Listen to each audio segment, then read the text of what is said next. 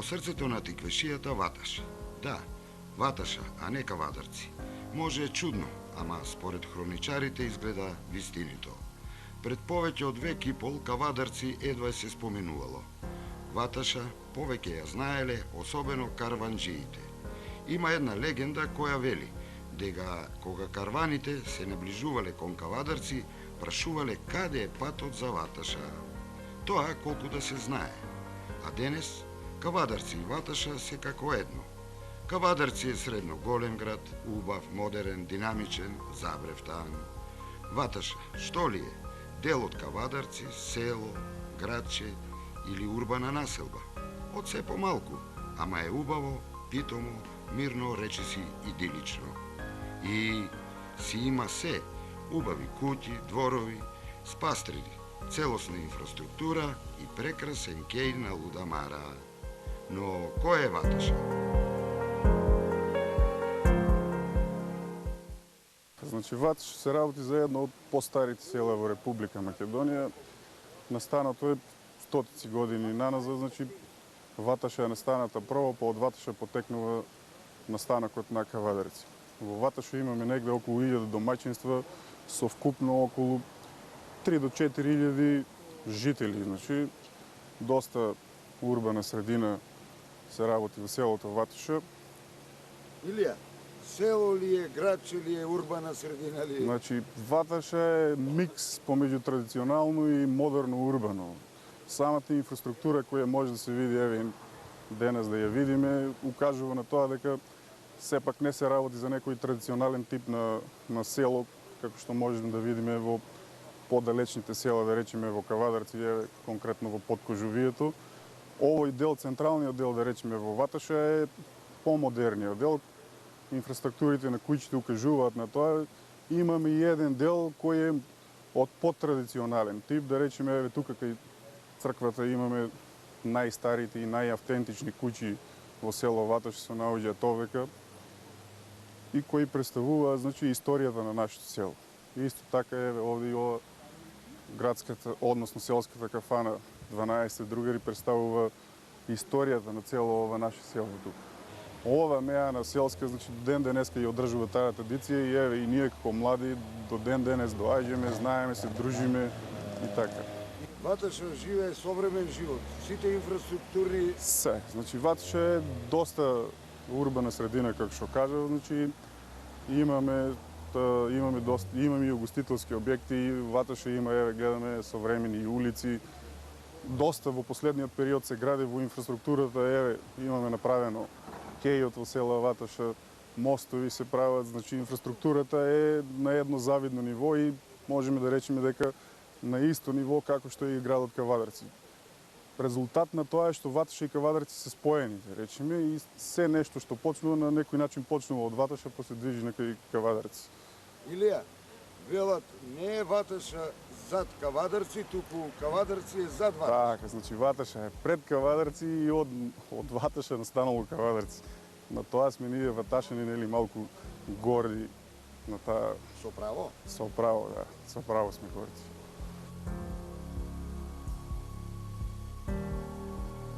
А Ваташа е многу стара населба, дури од предхристијанскиот период.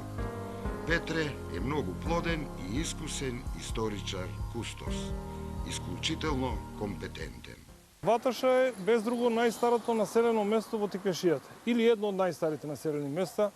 Се спомнува и во турските документи од историјата на македонскиот народ и во една анекдота стои дека додека Ваташа била населба, Кавадарци било нејзин заселок.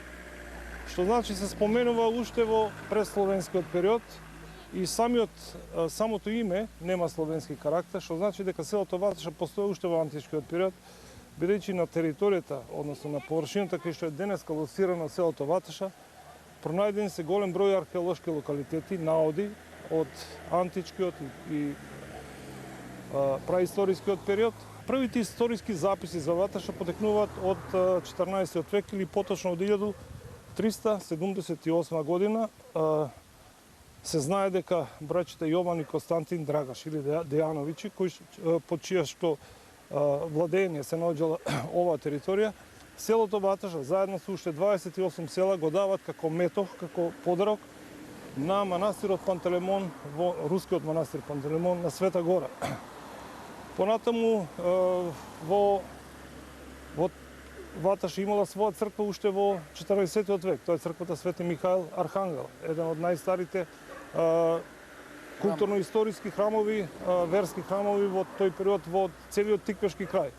Меѓутоа, за жал, во 1385 година турскиот освојувач Тимурташ Паша и покрај тоа што го завзел селото, еден добар дел од куќите ги запалил, а при тоа ја запалил и црквата Свети Михаил Архангел. Долги години ваташани немале своја црква, така да тие своите верски обреди ги најчесто ги вршеле или во Мокришкиот манастир, во Полошкиот манастир, а имала една параклисна црква во сега кај што е изградена ова новата црква. Ваташа представува еден од, реков, најстарите и најзначајните населени места во Тиквешијата. Значајно е по културни настани. Ваташа е културен центар, Ваташа е стопански центар, трговски центар, а исто така Ваташки е духовен и културен центар на Тиквешијата. Првите образовни институции се формирани токму и во селото Ваташа. Пред Кавадарци. Пред Кавадарци, да. 1830 година во Ваташа отворено првото световно училиште. Прв учител во Ваташа е учителот Даскал Камчев Наков Колев Попангелов. Вие да не водите корени од таму? Не, за жал не. Неколку години подоцна, по отворањето на ово училиште, Даскал Камче ја отвори и првата печатница во Македонија, со помош на архимандритот Теодосија Синеицки и со помош на еден богат трговец од Кавадарци, се вика Трајко Јовков, кој со парично го помогнал Даскалот да набави печатници и да набави бук. Околу печатницата на Даскал Камче занимавале и две англиски потописци, тоа се Ирби и Мекензи. Тие дури дошле тука со цел да најдат остатоци од старата печатница. Исто така, значајно да се каже дека Ваташа е позната и по голем број револуционери од предилинденскиот период, од времето на ајдуството и комитството, меѓутоа и голем број револуционери од времето на илинденскиот, поилинденскиот период, времето на народно-ослободителната борба, револуција 41-45 година и можеби најзначајни од сите тие се Страшо Пинџур во чијашта куќа се наоѓаме. Денеска е спомен куќа или меморијален спомен музеј. Да, пред неговата куќа. А во нејзино соседство и куќата на една од најзначајните личности во поновата историја на овој крај, Димката Ангелов Габерот, кој што представува токму легенда за целиот овој наш Тиквешки крај. Во овие краишта духовноста од секогаш била присутна, особено во колективната меморија на населението. Има бројни, бележити цркви и манастири. Денес баш и не е така, ама Данаел верува во традицијата. Во моментот се наоѓаме во црквата Успение на Пресвета Богородица во село Ваташа. Црквата е генерално стара или нова, за црквата нема значење, вака најискрено речено, бидејќи црквата е секогаш вечно млада и вечно постоечка, таа не е институција. Дури и нејзините мртви членови се живи членови, така да од тој аспект, но ако зборуваме за историското постоење, физичко постоење како храм, ова црква е датира генерално, значи е направена 1917 година е почната да се гради. Иначе има налази и од пред тоа, од 1385 имаме доказ дека практично Тимурташ Паша ја има запалено, кога го има запалено генерално и севкупното село Ваташа. А тоа само сведочи дека нејзиниот историски тек во постоењето низ овој век и свет дека е всушност многу постаро. И по некои мои скромни размислувања сигурно датира од првите векови на христијанството, во генерално со подеднакво исто како Стобиската или како Хераклеа и така натаму, во овој дел на Кавадаречкиот регион, да речеме, на село Ваташа и Тиквешкиот регион поточно. Црквата во Ваташа пред се, како и многу манастири и цркви во севкупното обитисување во Тиквешијата биле многу богати со библиотеки. Значи, почнувајќи од Полошкиот манастир Свети Ѓорги, во кој што генерално се преведували дела на светите исихасти. Значи, во тој еден потек од 13 до 16 до 17 век и после средното вековие за кое што нели ни велат дека е мрачно и не лажат, овде се преведувале најубавите историски книги, многу значајни генерално за севкупното спасение на животот на човекот. Значи во Историјата е тоа. Ајде сега малку земски, духовното, Да. современото. Си имате покупа? Да. Овде црковниот, литургискиот живот функционира безпрекорно. Јас сум псалт овде веќе неколку години. Видете, не само во однос на библиотеката овде, и во оваа црква постоеле значи книги како Ирмологионот кој што е донесен, кој што бил печатен во Виена конкретно 18-тиот век. Црквата е Света Богородица. Свет Успение на Пресвета Богородица. Селска слава црква. Селска слава црковна воедно. За жал, видете, во однос на богатиот литургиски живот што постоел пред тоа, ние сега не можеме да се пофалиме за жал со тоа. Јас само ќе ги спомнам предците на нашите ваташани, како да речеме еден Аџиколе кој што бил гнавниот ктитор на оваа црква. Еден Крсте Минчев за кој што рекол сите колку што ќе соберете у Ваташа пари, ја ќе дадам исто толку пари за да изградиме црква. Не се знае дали е тоа така, ама значи и помалце од тие разговори, да речеме за фамилијата Джуневи, кој што донирала камбанарија уште од 1850 по 1926 година. А се знае ли од каде е донесен? Да се знае каде е од Битолската ливница од тоа време. Оваа поновава, ова што е од 917 или 20, така, на почетокот на 20 век што е донесено тука.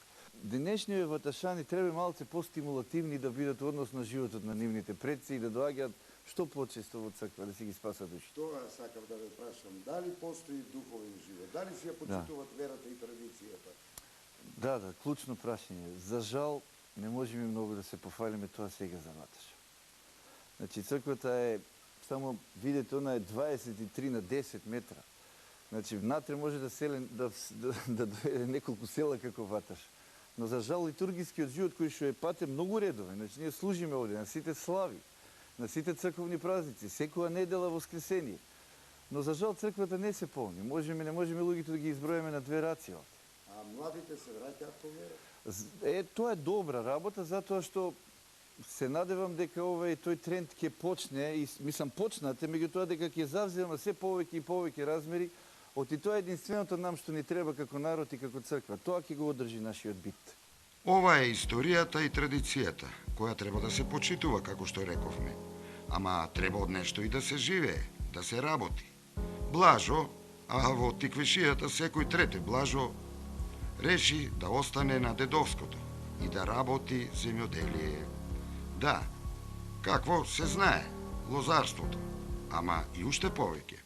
Се наоѓаме во локалитетот Моклиште, кој што е еден микролокалитет за лозија, за претежно лозарски крај, бидејќи општо Тиквешкиот регион е лозарски регион, така да и тука исто се одгледува винова лоза и други земјоделски култури. А ти со што се занимаваш? Јас се занимавам со лозарство и винарство. Од кога? Па Цел живот. цел живот, да, откад знам за мене. Професионално со винарство се занимавам едно 15 години сигурно. Имам моја лозе, моментално е во фаза на сменување на асортиментот и од него до сега грозието што се береше, се превеше вино и нешто рекија, пошто сите у Теквешијата нема куќа, мислам, што не произведува вино и рекија за свој потреб. Моментално на оваа парцела од 3 декари ќе се менува асортиментот. Сега моментално популарните сорти темјаника ќе биде овој дел овде. А до сега што беше? До сега беше вранец. Вранецот е добар. Да, добар е, али имам вранец и на друго место, така да тој останува, а тука ќе одиме со бела сорта. Како по локалитет кој што е на по голема надморска висина, така да малце ќе мислам дека ќе добиеме по-голем квалитет со белата сорта, отколку со црвената. Ама блаже и трендот е модерен, белите вина се во тренд. Да. Што? Па во тренд се. Реф е за една ваква локација која што мислам дека има голем потенцијал за винарство и за развој на вински туризам. Имаш и такви намери? Па да, имам и намери за да го развиваме винскиот туризам. Меѓутоа, уште сме во фаза на правење на проектот, така да мислам дека во најскоро време ќе почнеме со старт на проектот за развој на винскиот туризам. Убави планови, модерни амбиции. Да му се посреќи. А зошто да не? Еве, штом го сретнавме на Луда Мара Трајан, знаевме дека ќе успее. Трајче, пензионер си? Пензионер Од што се пензионира? от работен стаж. Старост. Што работиш? Бе пожарникар, бе оджачар, бе инкасант на таквата на пазаро, на платуе. Вика дека си најстар за нечи. И најстар од собранието се застанување ми издржа во Емос Нашко во Скопје. Во Скопје Нашко бе. И што заврши? 6 месеци. Школу заврши за оджачар, за пожарникар и за економско вишо. А што работеше највеќе? Оджачар? Како беше порано оджаците, ги чистеше?